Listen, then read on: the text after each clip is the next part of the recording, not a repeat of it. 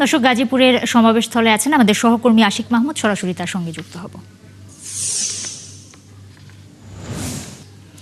আশিক, তারেক রহমান কখন পৌঁছাতে পারেন সমাবেশস্থলে সে বিষয়ে একটু জানাবেন, এবং সেখানে লোক সমাগম কেমন দেখছেন সব মিলিয়ে, এবং কেন্দ্রীয় নেতাদের সাথে নিশ্চয়ই কথা বলছেন, তারা কি বলেছেন?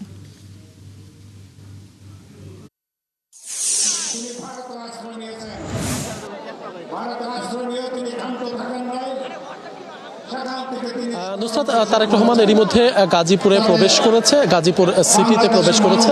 আমরা ধারণা করছি আর অল্প কিছুক্ষণের মধ্যেই তারেক রহমান এই যে রাজবাড়ির যে খেলার মাঠ, সেই মাঠে প্রবেশ করবেন। ইতিমধ্যে তারেক রহমানের যারা নিরাপত্তা কর্মী, অর্থাৎ বিশেষ নিরাপত্তা বাহিনী সিএসএফ, সেই সিএসএফ সদস্যরা ইতিমধ্যে এই রাজবাড়ি মাঠে তারা অবস্থান করছেন এবং তারা তাদের তারেক রহমানের নিরাপত্তার সকল বিষয়টি তারা দেখভাল করছেন। কিন্তু দেখাতে চাই যে এই যে মাঠ, রাজবাড়ি যে মাঠটি, এই মাঠটি কিন্তু দুপুর থেকে এইভাবে লোকে লোকারণ্য, পুরো এলাকাটি জনসমুদ্রে পরিণত হয়েছে। শুধু এই মাঠ না, এই মাঠের আশপাশে যে সকল সড়ক রয়েছে, যে সকল এলাকা রয়েছে, সব পুরো এলাকাতেই লোকে লোকারণ্য হয়ে গেছে। সবাই তারেক রহমানকে এক নজর দেখতে চায়, তারেক রহমানের বক্তব্য শুনতে চায়, তারেক রহমানের দিক নির্দেশনামূলক বক্তব্য শুনে আগামী 12ই ফেব্রুয়ারি যে জাতীয় নির্বাচন, সেই নির্বাচনে ধানের শীষের পক্ষে কাজ করতে চান।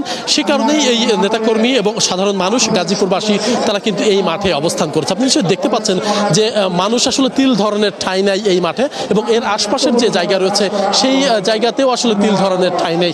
যে কারণে আমরা ধারণা করছি যে তারেক রহমানের যে গাড়িবহর, সেই গাড়িবহর আসতে কিছুটা বেগ পেতে হচ্ছে, সে কারণে আসলে কিছুটা সময়ও বেশি লাগছে।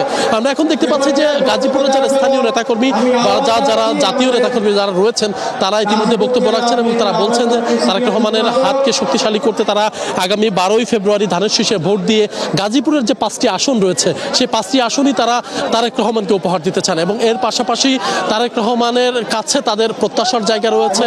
গাজীপুর বিভিন্ন সময়ে, নানান সময় ধরেই গাজীপুর নানানভাবে অবহেলিত একটি জেলা, নানান দুঃখ দুর্দশার কথা তারা তুলে ধরছেন, এবং রাস্তাঘাট থেকে শুরু করে নানান সন্ত্রাসী কর্মকাণ্ড হয়, মাদকের আখড়া থাকে এই গাজীপুরে। সবকিছু মিলিয়ে তাদের জায়গা যে এই গাজীপুরকে একটি আধুনিক গাজীপুর হিসেবে গড়ে তোলা হোক। কারণ আশিক, অনেক ধন্যবাদ আপনাকে। নিশ্চয়ই পরবর্তীতে বিস্তারিত আমরা আপনার কাছ থেকে আবারও জেনে নেব।